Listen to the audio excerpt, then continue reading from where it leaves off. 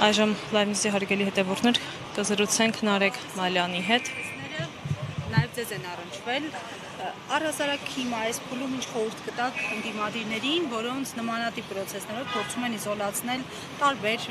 հետընտրական իրավիճակներից։ Ասել, որ այս իրավիճակը անսպասելի է, դա ուղղակի ծիծաղալու կլինի, որովհետև կոնկրետ այս իրավիճակի մասին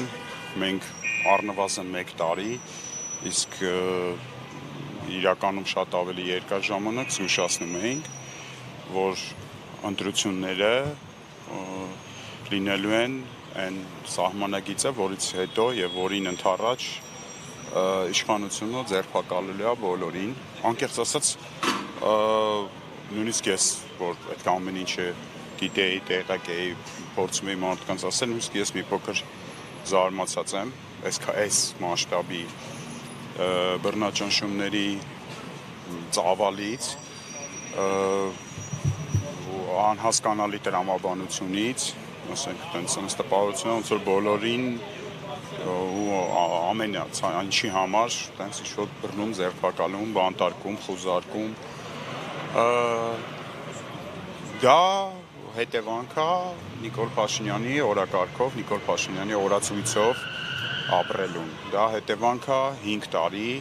2021 թվականից ոչինչ չանելուն,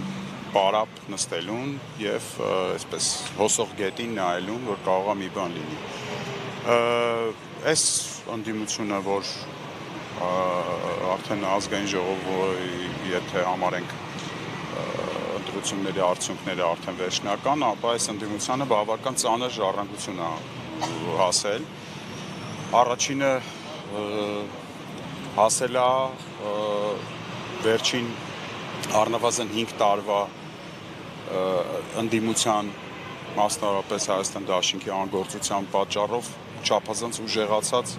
իշխանություն, այսինքն իշխանությունը 2021 թվականի բունկերներից ճվճվացող այսպես իշխանությունը չի, իշխանությունը արդեն կենտրոնացված է, իշխանությունը արդեն իր ամբողջ այսպես շոշափուկները խրել է դատաիրավական համակարգի մեջ, բոլոր պետական համակարգերի մեջ, իշխանությունը արդեն անթաքույց ցանկացած ապօրինության դիմում է, իշխանությունը արդեն ընդհանրապես քողարկելու խնդիր չունի իր նույնիսկ ամենավատ նպատակները, որոնք վերաբերում են մեզ բոլորիս։ Այս ընդդիմությանը ժառանգությունը հասել նաև այդ 5 տարվա ոչինչ չանելու արդյունքում հասարակական անվստահության բեռը, որը ինչ-որ առումով օբյեկտիվ է, որովհետև հասարակությունը տեսավ, որ կրելու ենք կարգախոսով 21 թվականին ժողովրդին խաբած անձը 5 տարի ոչ միայն ոչինչ չարեց իր հռչակած նպատակի ուղղությամբ, այլ նաև ամեն ինչ արեց, որպեսզի վիժեցնի ցանկացած գործընթաց, որը կբերի Նիկոլ Փաշինյանի իշխանությունից հեռացմանը։ Պարոն Մալյան, ինչ պետք է անեին, որ չեն արել, եւ այսօր ընդդիմությունը այլընտրանք ունի, փաստացի ստացել են մանդատներ։ Ինչ անել, գնալ փողոց, որ նորից ռեպրեսիաների ալիք սկսվի, նորից փակեն, բացեն եւ այլն։ 1 տարի առաջ այս օրերին Դավիթ Համբարձումյանը, ում դատի համար հիմա այստեղ ենք, նաև հանդես գալով առաջարկվելով որպես միասնական թեկնածու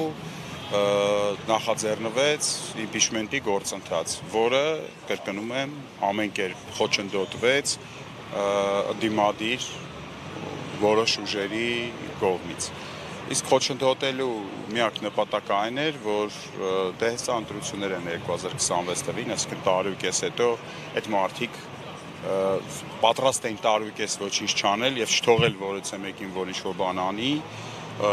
որպեսզի հասնեն այդ բաղձալի ընտրություններին, ինչ արդյունքը մենք տեսանք։ Ինչ վերաբերվում է ընդդիմությանը խորհուրդ տալուն, ես ձեռնպահ կմնամ որևիցե խորհուրդ տալուց, որովհետև ընդամենը կփորձեմ թարգմանիչի դերում հանդես գալ հանրային պահանջի եւ ընդդիմության գործողությունների հետ կապված, սուտ է այն պնդումը եւ դա անհասկացության արդյունք է այդ մոտեցումը, որ հանրությունը պահանջում է, որ ընդդիմությունը մանդատները չվերցնի, կամ հանրությունը պահանջում է, որ ընդդիմությունը մանդատները վերցնի։ Նման օրակարգ, նման հարց ընդհանրապես գոյություն չունի։ Հանրությունը ընդամենը պահանջում է իշխանափոխություն, ընդ որում նայեք, հանրությունը Նիկոլ Փաշինյանից պահանջում է, որ նա հեռանա, իսկ ընդդիմությունից պահանջում է, որ այդ հեռացումը կազմակերպի։ Այսինքն հանրությունը հստակ իր պահանջները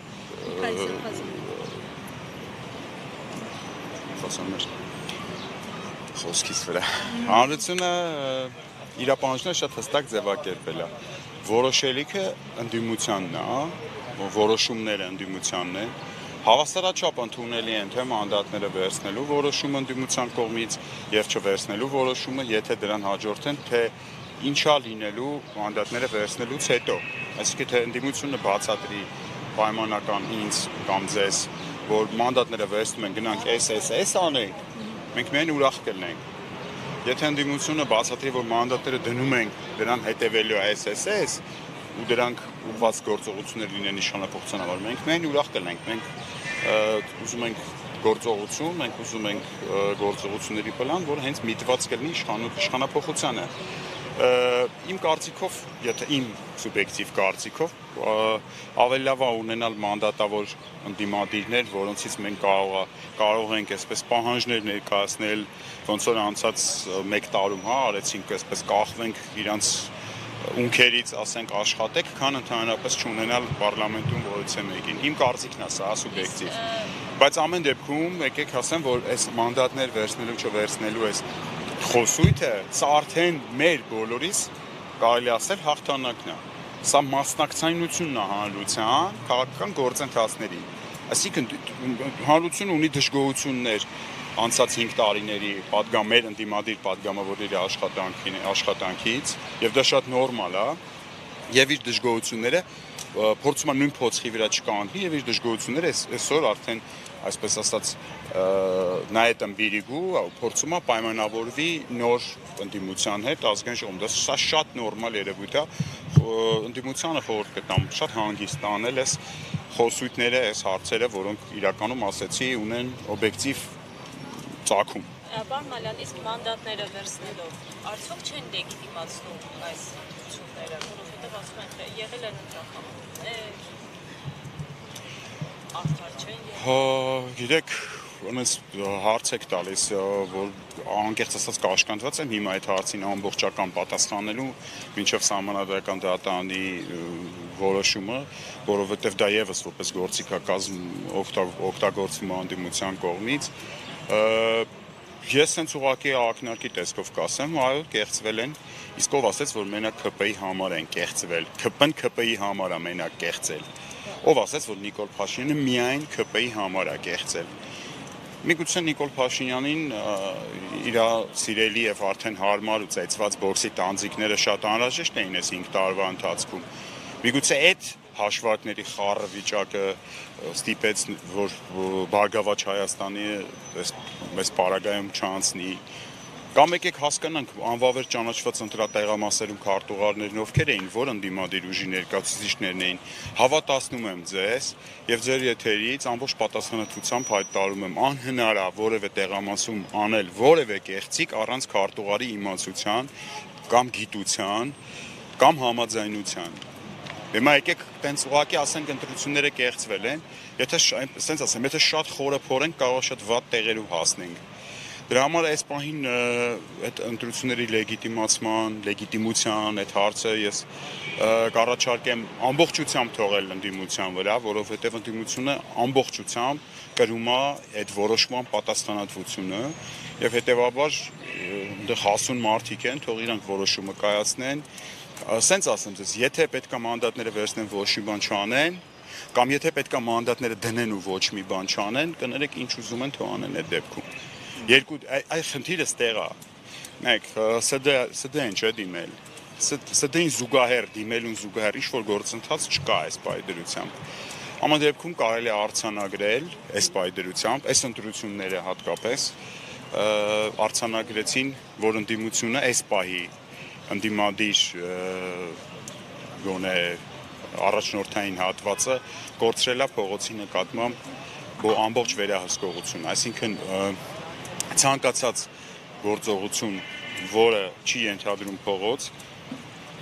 իմ կարծիքով ինքնանպատակ է։ Նույնիսկ դնելն էլ է ինքնանպատակ, այսինքն ինչ դնեն գնան տուն կամ վերցնեն գնան տուն, եթե այդ դրա հաջորդ քայլը տուն գնալն է լինելու, ապա կներեք ինչ ուզում են թող անեն։ Ինձ համար մեկ է, թող մի